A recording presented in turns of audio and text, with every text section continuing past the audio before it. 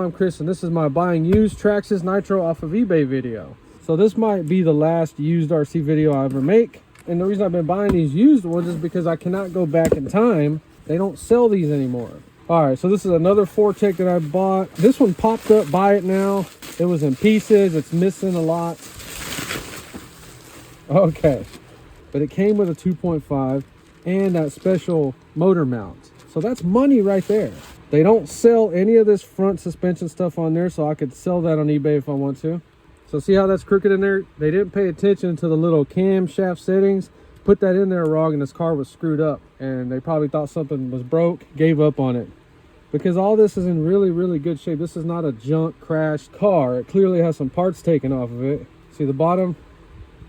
So this will be a fourth one that we run an aftermarket body. So stay tuned. I have about 100 Tamiya bodies, and we're going to find out what Tamiya bodies or aftermarket bodies we can run on this. There's a few things we have to hunt down, but we could definitely make one more. But on this one, we're going to run an aftermarket engine on here. So stay tuned if you're interested in that. All right, so the motor mount is very, very important to get on this one. We have that. Freaking exhaust is always nice. Obviously, this was some kind of garage sale thing.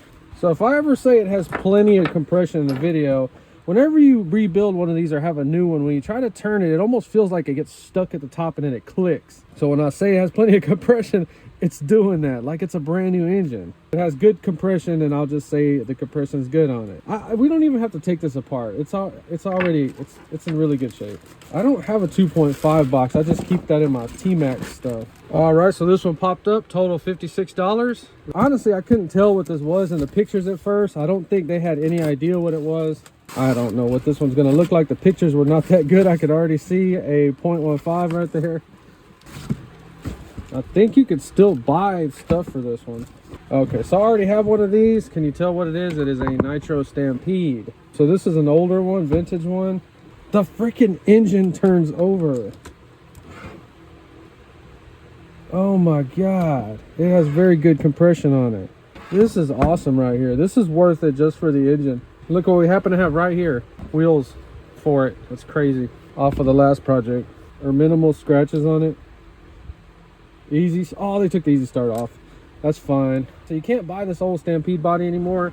So I've been buying those Beetle bodies. They're fake. And I guess that's just what I'm going to run. So just evaluating this one right off the top of my head. I knew it was missing stuff, obviously.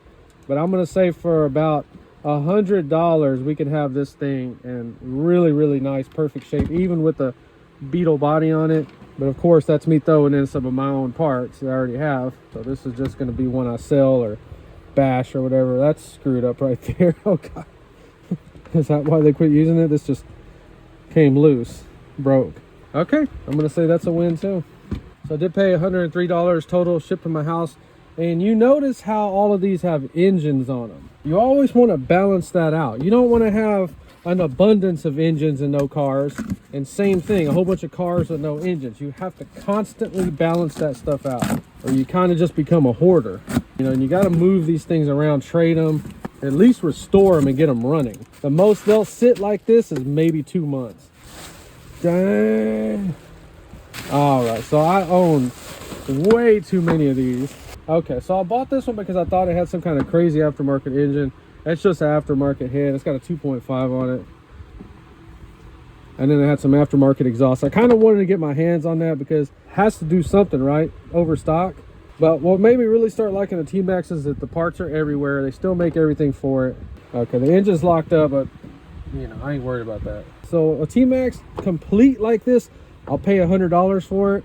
And if they have a set of wheels with good tires, bodies, then I'll go up to maybe 150 or 200. But all this little stuff on here, it makes a big difference when you're trying to rebuild these. I see people trying to sell these all stripped. Don't buy stripped ones. That's like junk parts. This is restorable parts car. And then we got some more crystals in here. Let's see if we got a new color. Oh, brown. I don't have brown yet. See what I'm talking about? I got a receiver. I got servos. Let's check the reverse on here. Ooh, reverses. Okay, no, it's not locked.